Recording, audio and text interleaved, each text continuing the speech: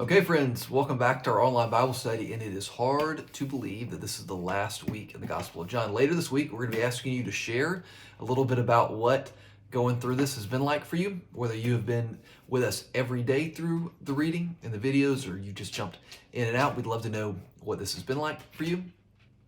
But for today, what we're going to do is we're actually going to bounce out of John and look at a story in Acts that ties to it. So where we are in John is that Peter and Jesus had this interaction on the beach. And we're talking about it a lot this week, but one of the main things that's happening there is that Peter knows that he's forgiven. We got that in the previous story. But Peter obviously thought that he needed to get a new job, that he needed to go back to what he was doing before, fishing. He doesn't know that he's back on the team.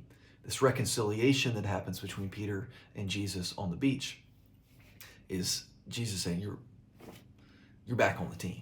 What happens after that? If you pop over to Acts 2, what you get at the beginning of Acts is the story of the Holy Spirit descending on the disciples, and then Peter does something. So we're not going to read it today, but I really encourage you, even though it's not in the Gospel of John, I really encourage you to read this. Acts chapter 2, verses 14 through 41. It's a sermon. It's better than any sermon that you're going to hear me preach or anybody else preach.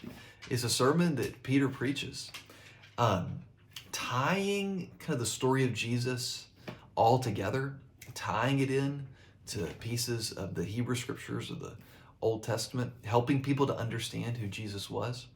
And it says that after they heard this, that they were just cut, this is verse 37, right to the heart. And then people want to know what to do. And then he says, be baptized. And 3,000 people came to believe that Jesus was the Messiah, the Son of God. They came into the church, and this is the birth of the church. First day, they come in to the church. So pretty powerful stuff. I'm going to encourage you to read it. And as you read it, this is what I'm going to encourage you to be thinking about. Think about the trajectory of Peter. Now, Peter, all along the way, he did some awesome stuff. He made some wise decisions and made some bold statements, all that stuff. Peter also struggled. In fact, Peter turned away.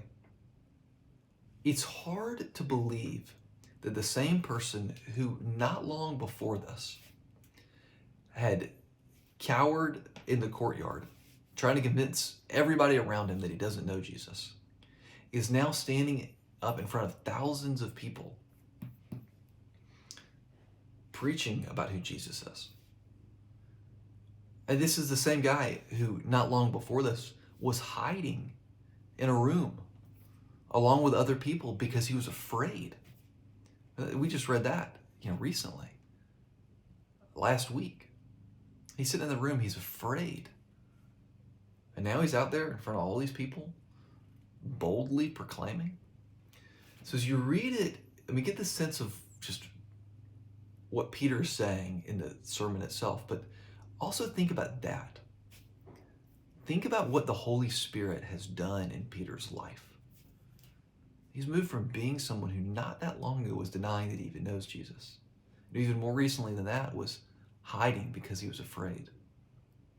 And now he has the boldness to go out there and do this.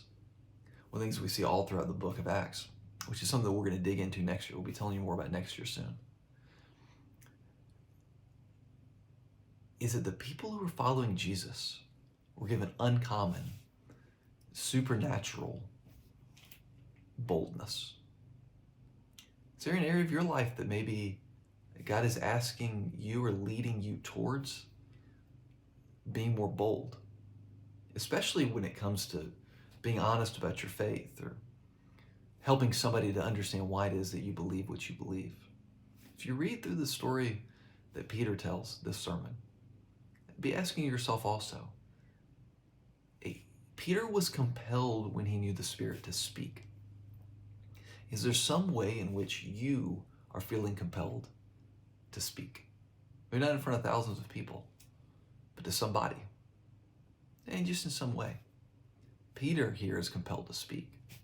Are you being compelled to speak also. Let's give that some thought. God bless you, friends. Keep with the reading, and I'll see you later this week.